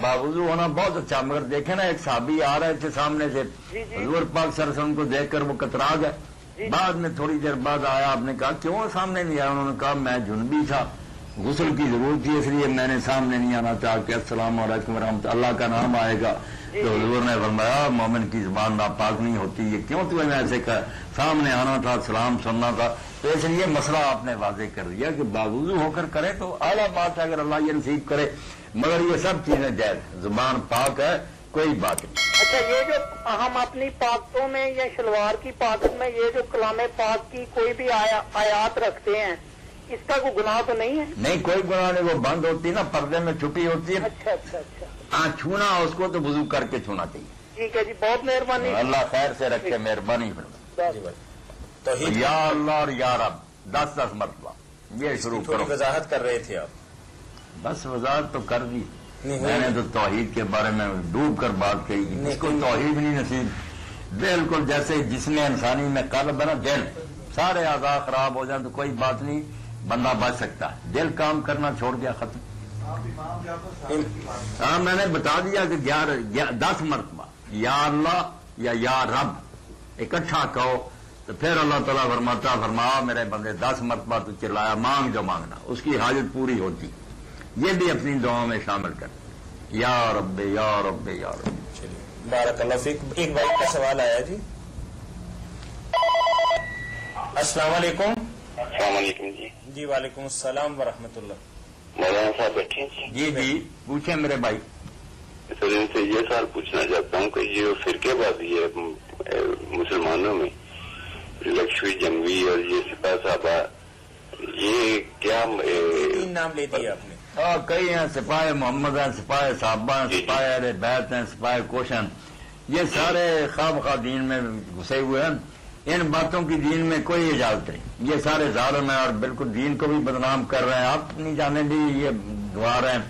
مسلمانوں کو ایک ہو کر رہنا چاہیے، مسائل کا اختلاف علمی انداز میں سمجھانے کی بات ہے کہ اگر کوئی بھائی دوسری بات کہتا آپ اس کی بھی سنیں، حوصلے سے، برداشت سے، اگر وہ صحیح نظر آتی مان لیں، ورنہ اس کو بھی جینے دیں، آپ بھی جیتے رہیں، معاملہ اللہ سے وہاں جا کر فیصلہ ہو جائے کون سچا کس فرقے کی بات مانے؟ کسی کو مارنا نہیں چاہیے، نہ کوئی بات بھائی کرے۔ پوچھنے کے بعد پھر کس کی ماننی چاہیے؟ بات بالکل سادہ سی جو ہے نا کہ سب کو مسلمان سمجھیں، نمازیں سب کے ساتھ پڑھیں، جنازے سب کے پڑھیں، نکاح رشتے آپ سب کریں، مسائل جو مجھ سے بھی پوچھتے رہیں یا قرآن و حدیث میں آپ دیکھتے رہیں، جو سمجھ آئے گی نا انشاءاللہ سارے جنت میں جائیں گے۔ حضور کی امت ہے، بڑا لمبا چوڑا یہ دائرہ ہے، کوئی نہیں آپ کی امت سے خارج کر سکتا، کسی کو حق نہیں کہ کسی کو نکالے، سارے آپ کے جھنڈے تلے جمع ہوں گے، اور جیسے قرآن کہتا ہے نا کہ جنت میں جانے کے وقت ہم ان کے سینوں سے ناراضگیاں نکال دیں گے، وہاں بھائی بن کر انشاءاللہ بیٹھیں گے۔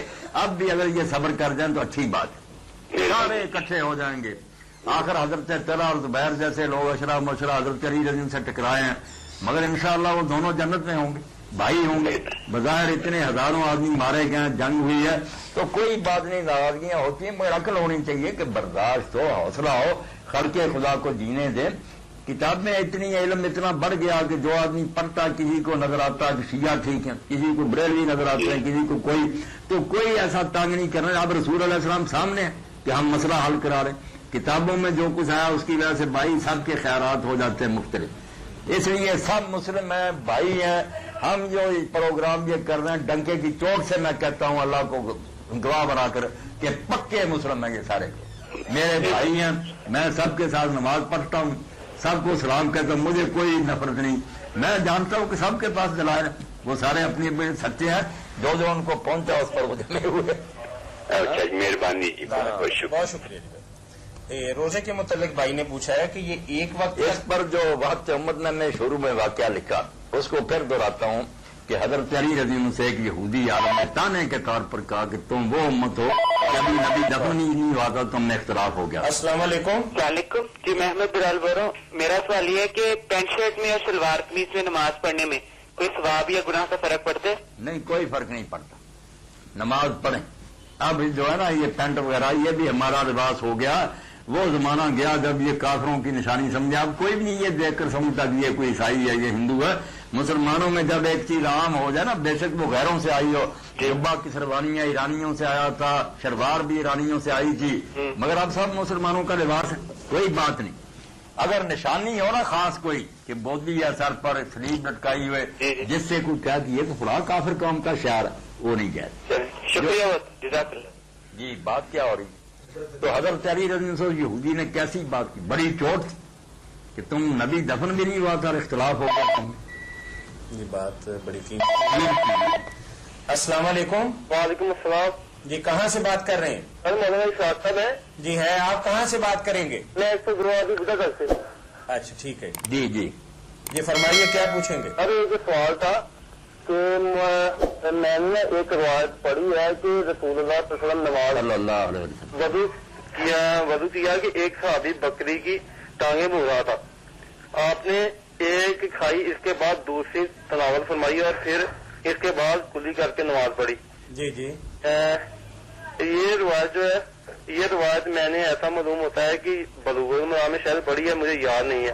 اچھا پوچھیے، سوال پوچھیے آپ کیا ہے. آپ یہ بتا دیجیے کس حدیث میں ہے یہ روایت؟ آپ بتائیں نا، میں سمجھ ہی نہیں سکتا. وہ کہہ رہے ہیں کہ ایک روایت ہے کہ اللہ کے نبی صلی اللہ علیہ وسلم باوضو تھے تو ایک جگہ بکری کا گوشت پک رہا تھا تو وہاں سے ران تھوڑی کھائی، پھر دوسری ران بھی کھائی. تو بھائی پوچھ رہے ہیں کہ یہ روایت کس کتاب میں ہے؟ یہ آپ کو مشکات میں مل جائے گی بھائی. مشکات میں حوالے کے ساتھ نا جہاں نا بیان کے کن چیزوں سے وضو واجب ہوتا، ما یوجب الوضو، وہاں بیان آئے گا نا کہ رسول اللہ یہ گوشت کھا کر بھی اسی طرح چلے جاتے تھے، کلی بھی نہیں کرتے تھے، جا کر نماز شروع کر دیتے تھے. یہ وہاں موجود ہے ساری. مشکات شریف میں مشکات شریف جہاں باب ما یوجب الوضو، وہ چیزیں جن سے وضو واجب ہوتا ان میں بھی بیان وضو واجب ہوتا ہے. پہلے آتا تھا نا کہ کھانا جو پکا ہوتا تھا آگ سے اس سے وضو کرتے تھے، بعد میں ختم کر دیا کہ نہیں کوئی ضرورت نہیں. اسی طرح یہ گوشت کا بھی آئے گا کہ بکری کا گوشت کھاتے کھاتے گئے، اسی طرح نماز پڑھاتی، وضو کلی بھی نہیں کی. اچھا تو یہ مشکات شریف میں آپ نکال لیں، وہاں بتایا بھی ہے کہ یہ کس کس کتاب میں. صحیح. جی تھینک یو سر، بڑی خوشی. السلام. وعلیکم السلام. تو حضرت علی رضی اللہ عنہ نے اس سے کہا کہ اللہ کے بندے تو نے مجھ پر تو تان کیا، ہمارا اختلاف رسول اللہ کے بارے میں نہیں ہوا تھی. بڑی گہری بات عربی سمجھنے ان میں ہوا کہ جو حضور سے باتیں ہمیں پہنچی تھی نا ان کے سمجھنے میں جھگڑا ہو گیا. کسی نے کہا حضور کی بات کہی، حضور کے بارے میں جھگڑا نہیں ہوا کہ یہ نبی ہے بھی نہیں. حضور کے بارے میں ہم سب متفق تھے ایمان رکھتے، جو ان سے آیا تھا اس کے سمجھنے میں اختلاف. تم نے خود پیغمبر کے بارے میں سارا بیڑا غرق کر دیا. وہی بات کہ ابھی تمہارے پاؤں خشک نہیں ہوئے تھے سمندر پر کہ تم نے توحید ہی چھوڑ دی، کہا کہ ہمیں ایسا خدا بنا کر دے بچڑا اور جاؤ ڈوب کر مرو. ہم نے دین کی بنیادوں میں کوئی اختلاف نہیں کیا. حضور سے جو ملا، یہ بات اگر سارے مولوی حضرات سمجھ لیں کہ حضور سے جو ملا اس کے سمجھنے میں ذہن مختلف. خود حضور کے بارے میں پوری امت فدائی ہے، دیوانہ ہے، جانیں قربان کر رہی ہے. اس لیے غنیمت جان کہ آج رسول اللہ کی امتی ہیں، مسئلہ سمجھنے میں اختلاف ہو جاتا. قرآن میں حضور نے ہمیں دیا کہ لا مستم النساء، جب تم عورتوں کو چھوئے تو وضو کرو. اب چھونے کے بارے میں جھگڑا ہو گیا. امام شافعی رحمۃ اللہ علیہ نے یہ کہا کہ اگر ہاتھ لگ گیا کسی بالغ عورت کو، خواہ وہ بیٹی ہے یا ماں، وضو کیا. لمس کہا قرآن، بات ان کی بھی نہیں جھوٹی، لمس تو ہے چھونا. امام ابو حنیفہ نے کہا یار لمس ٹھیک ہے مگر جو پردے کی باتیں ہوتی نا بالغ مردوں کی وہ ایسے نہیں کھلی کی جاتی، اس لیے در پردہ اللہ نے بات کی ہے. چھونے سے مراد اور ہے، مباشرت کرنا جمع کرنا وہ مراد ہے، اس سے وضو ٹوٹتا. اب دو بڑے امام قرآن کی آیت سمجھنے میں فرق ہو گیا. تو قرآن میں کسی کو شک نہیں ہے، اس کے فہم میں اختلاف. دونوں کو اجر ملے گا، جنت دے گا. بے شک ہم کسی کو صحیح سمجھیں دوسرے کو سمجھیں اس کو نہیں سمجھ آئی. تو میں نے مثال دیا کہ خود قرآن کو سمجھنے بھی پھر تو حضرت علی رضی اللہ عنہ نے فرمایا کہ ہمیں حضور کے بارے میں کوئی شک نہیں ہوا، حضور سے جو ملا اس کے سمجھنے میں ہمارا اختلاف. تم نے تو دین کی بنیاد ہی لا دی، توحید کو ہی ختم کر دیا کہ ہمیں ایسا بت بنا کر دے. جی مولانا روزے کے متعلق بھائی کا سوال آیا ہے، آپ کی بات سے انہوں نے ایک اور سوال نکالا ہے کہ روزے کا جو فدیہ ہے یہ ایک وقت کے کھانے کا ہے یا پورے دن کے کھانے کا ہے؟ اللہ نے تو اتنا ہی کہا نا کہ مسکین کا کھانا، وہاں ایک وقت دو وقت کی بات نہیں. اب جو جی چاہے اس کی تشریح کرتا رہے، اس لیے ایک وقت کا کھانا بھی کھلا دیا تو مسکین کا کھانا ہی وہاں لکھا. یہی بات ہوئی نا سمجھنے کے بعد.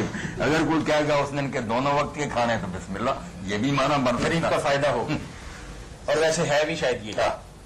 چلے مولانا آپ نے فرمایا تھا کہ اونٹ کا گوشت کھانے کے بعد وضو کرنا استحباب کے اندر ہے، استحباب کیا فرضیت کے اندر نہیں ہے. لیکن ایسی روایت بھی ہے کہ اللہ کے نبی صلی اللہ علیہ وسلم نے اونٹ کا گوشت کھایا ہو اور خالی کلی کی ہو. ایسی تو کوئی نہیں پڑھنے میں آئی. مگر جیسے شاہ ولی اللہ رحمۃ اللہ علیہ نے حجت اللہ کے بارگاہ میں یہ لکھا ہے کہ یہ تیسرے درجے کے وضو توڑنے والے کے پہلے صحابہ تابعین میں کوئی قائل نہیں ہوا اونٹ کے گوشت سے وضو کرنے کا. بعد میں یہ روایت ملی تو امام احمد بن حنبل نے یہ مسلک اختیار کیا, دوسروں نے بھی نہیں مانا, اور اس میں کوئی اتنی بات بھی نہیں کہ حضور نے کہا کہ کھانا کھائے یہ کھانے سے اونٹ کا ٹوٹ جاتا. کوئی بات تو یہ ہے, ایک نے کہا میں نے بکری کا گوشت کھایا وضو کروں, فرمایا نہیں. اس نے کہا اونٹ کا کھایا, فرمایا کر لے. اب اس میں نہ ٹوٹنے کی بات ہے نہ لازم کی بات ہے, صرف چونکہ چکنائی ہوتی ہے اونٹ کے گوشت میں, آپ نے کہا کہ یار منہ صاف کر لے. تو استحباب کیا وجہ کی بات ٹھیک ہے سارے اماموں کی, کر لیں تو بہتر. کاٹنے کا مسئلہ ہی آنا یہ بعد میں سن لیتے ہیں, پہلے بند نہیں کرتے پیچھے سے. مولانا سوال ہے آپ کی نظر کہ سعادت یعنی خوشبختی اور شقاوت یعنی بد نصیبی تو انسان کی پیدائش سے پہلے لکھ دی جاتی ہے, ان حالات میں انسان کے اعمال کی کیا حیثیت اور حقیقت رہ جاتی ہے؟ یہ بار بار وہی بات لوٹ کر آتی ہے, عمر ہی شاید اس میں گزر جائے گی کہ لکھا وہی ہے جو اس کے وقت نے کرنا. نیک بختی اس کے عملوں کے ساتھ یہ کام کرے گا تو خوش بخت ہوگا, یہ کیا کرے گا تو بد بخت ہوگا. یہ نہیں کہ خام خواہ اس پر مسلط کر دیے کہ یہ بد بخت ہے. جو اس نے کرنا نا دنیا میں نالائق نے, وہی نتیجے اللہ نے لکھے. اس لیے بالکل آپ کی ذمہ داری کہ دنیا میں سنبھل کر رہیں. اگر آپ اچھے کام کرتے ہیں تو بے فکر ہو جائیں, وہاں غلط نہیں لکھا ہوگا, سعادت مندی لکھا ہوگا. اور اگر آپ کرتے ہیں برائیاں تو خام خواہ آپ کو وہاں نیک بخت نہیں لکھا ہوگا, شقی لکھا ہوگا, بد بخت. بہت اچھی بات ہے. جو کر رہے ہیں اس کا نتیجہ لکھ لیا اللہ تعالیٰ نے. جو کرنا ہے بس کرنا ہم نے, اللہ نے مسلط نہیں کوئی چیز کی. رسم و رواج کے حوالے سے یا دین سمجھنے کے حوالے سے بھائی نے ایک بہت ہی اہم سوال بھیجا ہے کہ بعض لوگ, یہی وہ بات ہے جو کئی لوگوں نے کہی کہ ہم یہ دم کرتے ہیں, جھاڑ پھونک کرتے ہیں, دوائیاں کھاتے ہیں, یہ تقدیر کو بدلتی ہے. فرمایا یہ خود تقدیر میں شامل, بدلنا کیا, یہ تقدیر میں ہے کہ بیمار ہوگا دوائی کھائے گا ٹھیک ہو جائے. تقدیر میں کوئی بھی بات لکھی ہے, سب لکھا. یہ نہیں پڑھے گا, نہیں محنت کرے گا, فیل ہو جائے. وہ اسی کا سارا جو لکھا تقدیر کو بدل دیتی ہے. بالکل کارڈ بھی لکھا کہ یہ وجہ ہوگی, پھر ہی فیکٹ لکھا. اس لیے جو ہم نے کرنا وہی ہے, کوئی نہیں تقدیر ہمیں روکتی نا. یہ صرف لوگوں نے ایک بہانہ بنا رکھا, تقدیر کی بات شروع کر رہے تھے. تقدیر میں کوئی نہیں کہ کرنا پڑے گا, تقدیر میں یہ کہ یہ سمجھانے کے باوجود ایسا کرے گا, وہ بندہ کرے گا اپنی مرضی. ٹھیک ہے. اس لیے آپ بالکل یہ سمجھ لیں کہ کوئی تقدیر نہیں. پھر جو قدم آپ اٹھائیں گے نا مرضی اپنی سے, وہی وہاں لکھا نکلے گا. کوئی فکر مند نہ ہو, کسی نے آپ کو جکڑ نہیں رکھا. جزاکم اللہ خیر. بعض لوگ اپنے کسی مرحوم عزیز کے ایصال ثواب کے لیے اس کی قبر پر کسی قاری کو, حافظ کو یا قرآن پڑھنے والے کو بٹھا دیتے ہیں اور ماہانہ اس کو تنخواہ دیتے ہیں اور اس کے ساتھ طے کرتے ہیں کہ 2 پارے یا 4 پارے وہ روزانہ پڑھا کرے گا. اس کی کہاں تک دین اسلام میں گنجائش ہے؟ پہلے تو جو ہے نا میت کی طرف سے قرآن مجید پڑھ کر بخشنا, اس کی کوئی نظیر اور مثال نہ نبی علیہ السلام سے, نہ صحابہ سے, نہ کسی امام سے, کوئی نہیں. یہ اپنی طرف سے رونے شروع کیا. وہاں میت کے لیے دعا ہوتی تھی اور صدقہ خیرات اگر کوئی تھوڑی بات کر سکتا تھا. یہ قرآن پڑھ کر کسی نے نہیں بخشا. امام ابن کثیر اپنی تفسیر میں لکھتے ہیں یار اگر یہ پہنچتا ہوتا تو صدقے سے زیادہ آسان تھا. صدقہ تو صحابہ سے نہیں ہو سکتا تھا, غریب تھے. صورت تو تھوڑی بہت سب کو یاد تھی نا, کیوں نہیں اس کا کوئی حوالات نہیں. اور پھر قبر پر بٹھانا یہ اور زیادہ غلط ہے. قبروں میں نماز قرآن پڑھنا تو امام ابو حنیفہ, احمد سب نے کہا کہ قبرستان میں جا کر کیوں قرآن پڑھتے ہو. قرآن مسجدوں میں پڑھا جاتا ہے گھر میں, وہاں جا کر صرف سلام کہو اور بخشش کی دعا کرو. قرآن پڑھنا تو گھر میں پڑھ لو اور مسجدوں میں پڑھو, یہ قبرستان میں پڑھنے کی باتیں. اور جو بٹھانا یہ تو بالکل نہ زیادہ پیسے دے کر. یہ تو ایک پوری کتاب لکھی علامہ شامی رحمۃ اللہ حنفی نے, وہ کہتے ہیں جو ختم اور ایسی چیزیں پڑھتے ہیں اجرت لے کر, ان کو آپ ہی ثواب نہیں ملتا. لوگوں کو کیا بخشیں گے, وہ تو دنیا کا کاروبار کر رہے ہیں, کمائی کر رہے ہیں. اور جہاں یہ بھی پتا چلا نہ کریں, مگر حافظوں کو پتا ہے, لوگوں کو ہی پتا کہ اگر نہ دیا تو دوبارہ نہیں آئیں گے قبروں پر. وہ طے ہی ہوتی ہے, بات دوبارہ سے کہیں یا نہ, انہوں نے لینا ہی ہوتا. تو یہ ادارہ ہے, سمجھے نا, محنت پر کام کرنے کی بات ہے, ثواب کی کوئی نہیں. ٹھیک ہے.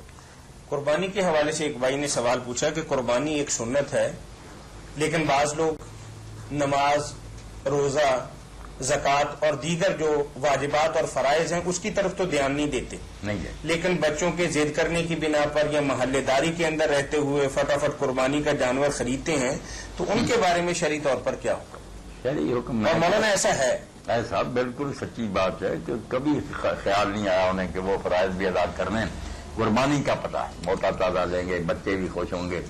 نہیں، وہ بچے ضد کرتے ہیں کہ ضد کرتے ہیں، اور یہ بھی شکر کریں اللہ نے اس دین میں وہ بات نہیں رکھی موسیٰ علیہ السلام والی، ورنہ وہ سوچت نہیں قربانی ہوتی کہ مسجد میں لے جاؤ اور وہاں بنی ہوئی قربان کا رکھو، اس پر ایندھن پر آگ لگا دو، کھانا پینا کچھ نہیں، کوئی نہیں کسی نے قربانی کرنی. یہ چونکہ کھانے کی اجازت ہے ہمیں، کھانے کے لیے کھا لیتے ہیں، فریجیں بھر لیتے ہیں، کھاتے ہیں اچھے اچھے حصے نکال کر، ورنہ شریعت موسیٰ میں یہی حکم ہے، کھا نہیں سکتے تم، جاؤ جا کر قربان کا بنی ہوتی تھی مسجد میں، بڑی پکی اڑارا برتن بھی وہاں ہوتے تھے، وہاں رکھتے تھے، کاہن اور امام اس کے نیچے آگ جلا دیتے تھے، قربانی جلا دی جاتی. اب یہ حکم ہمیں ہوتا تو پھر دیکھتے نا پیسے خرچ کر کے. اب تو چونکہ کھانے پینے کا معاملہ ہے کہ ہم نے خود ہی کھا لینا. صحیح بات ہے. مولانا نفلی روزوں کے بارے میں بھائی نے سوال پوچھا ہے، کیا ایک نفلی روزہ رکھنے کے بعد دوسرا رکھنا ضروری ہوتا ہے؟ اور ساتھ ان کا سوال یہ ہے کہ آیا سال میں کچھ ایسے ایام بھی ہیں جن میں روزہ رکھنے کی شریعت میں ممانعت ہے؟ شریعت میں ممانعت 5 دن تو ایسے ہیں نا کہ ان میں روزہ نہیں مسلمان رکھ سکتا. 2 عیدوں کے دن ہیں، عید الفطر اور عید الاضحیٰ، اور 3 دن جو ہے نا بڑی عید کے بعد ایام تشریق 11 12 13 ان کے روزے بھی نہیں رکھ سکتا. ہاں جو آدمی حج پر جائے اور اس کو قربانی نصیب نہ ہو، پیسے نہیں، اس کو حکم ہے نا کہ وہ حج میں 3 روزے رکھے، تو وہ اگر عرفے کے دن سے پہلے احرام باندھ لے تو 5 6 7 کو رکھ لے تو کام ختم ہو گیا. اور اگر ایسا نہ کر سکے تو 11 12 13 کو میرا میں رکھ لے، وہ کر سکتا. باقی لوگ نہیں رکھ سکتے ان دنوں میں روزے. تو نفلی ماننا تو یہ اچھا نفلی روزے کے ساتھ یہ کوئی نہیں کہ ایک رکھ لیا تو اب دوسرا بھی رکھنا پڑے گا. البتہ جمعے کا روزہ تنہا نہیں رکھ، جمعے کے دن کوئی آدمی رکھے نا نفلی روزہ نہیں، اس کے ساتھ یا جمعرات یا ہفتہ ملانا پڑے. تو شوال کے روزوں کے بارے میں بھی عام طور پر مشہور ہے کہ زندگی میں اگر ایک بار رکھ لیے تو پھر ہر سال رکھنے ضروری ہوں گے. بس یہی چیزیں ہیں طاہر میاں جن کی وجہ سے لوگ دین سے دور ہو گئے. اگر کسی کو کسی سال رکھنے کی توفیق ملتی جب بیچارہ رکھتا نہیں کہ رکھ لوں گا تو پھنس جاؤں گا. جاہلوں نے یہ باتیں مشہور کری. کوئی بات نہیں، جس سال جی چاہے رکھ لے، کسی سال وہ نہیں رکھ سکتا تو کوئی پرواہ نہیں. پھر ایک بات اور بھی سننے میں آتی ہے، عورتیں کہتی ہیں کہ باقی بے شک یہ 6 روزے جو نا جب جی چاہے رکھے، ایک عید کے ساتھ ہی رکھے، اگر عید کے اگلے دن نہیں رکھا پھر یہ جاتے رہے. یہ بھی جھوٹی بات ہے. ساتھ رکھے یا وقفہ کر کے رکھے کوئی بات. السلام علیکم، خیریت راضی، بڑی خوشی ہے، اللہ تعالیٰ برکت مہربانی. چلے مولانا، اس سے بڑی خوش نصیبی کی بات نہیں ہے، بڑی خوشی ہوئی اللہ تعالیٰ برکت کہ میرے روحانی باپ حکیم عبدالرحیم اشرف اللہ تعالیٰ نے فردوس کے اندر جگہ دے کہ ان کے فرزند ارجمند ڈاکٹر زاہد اشرف صاحب بھی یہاں تشریف لائے ہیں. بڑی خوشی ہوئی، اللہ تعالیٰ خیریت سے ڈاکٹر صاحب کو رکھے، ان کی محبت کری. السلام علیکم. وعلیکم السلام. جی بھائی. مولانا صاحب، پتہ چلا کہ اگر کوئی بندہ نماز پڑھے ہے، جی جی، اس کے سامنے کوئی تحریر ہے، ہاں ہاں، وہ اگر پڑھی گئی ہے، ہاں ہاں، نماز ٹوٹ جائے گی اس کی نہیں؟ نماز تو نہیں ٹوٹے گی، مگر بھائی نماز کے دوران تحریریں پڑھنا یہ کوئی عقل کی بات ہے؟ نماز کی طرف اچانک نظر پڑ جائے مسجد میں سامنے لکھا ہوا ہو محراب کے قریب نیچے کو، اسی وجہ سے تو بھائی علماء اور فقہاء نے دیواروں پر مسجد کی پر لکھنا جو ہے اس کو ناجائز جانا ہے. اب ہماری بدقسمتی کہ ہم اس کو نیکی سمجھتے ہیں، آیات لکھتے ہیں اور چیزیں لکھتے ہیں، سمجھتے نہیں کہ جب یہ شہید ہوگی مسجد کی وقت پھر بھی توہین ہوگی. رب بھی نمازیوں کی نیت میں خلل پڑتا ہے، وہ ادھر دیکھتے رہتے ہیں. یہ باقاعدہ فقہ کی کتابوں میں لکھا ہوا کہ مسجدیں جو ہیں ان کی دیواروں پر نہ نقش و نگار ہونا چاہیے، نہ کوئی تحریر لکھنی چاہیے. اب لوگ مانتے تو کسی کی بھی اپنی مرضی کرتے ہیں. متولی اور مسجد والوں کے پاس پیسہ زیادہ آ جاتا ہے، وہ منار پڑی لگاتے جاتے ہیں اور بڑی نہ ٹکڑیاں پتھر کی منگواتے ہیں، عیاشی کرتے ہیں. اس کا یہ سب حساب دیں گے، اللہ کے ان کی پکڑ ہوگی کہ اللہ نے ایسی مسجدوں کو حکم دیا. رسول کریم علیہ السلام نے فرمایا میری امت بدبختی سے مسجدوں کو اسی طرح بنائے سنوارے گی جس طرح یہود نصارہ نے اپنے گرجے بنائے سنوارے. یہ قیامت کی نشانیاں، سادہ ہو، صاف ستھری ہو، پختہ ہو، مگر ایسی نہیں فضول خرچی ہونی چاہیے. دوسرا سوال مولانا صاحب یہ ہے، جی جی، قرآن مجید میں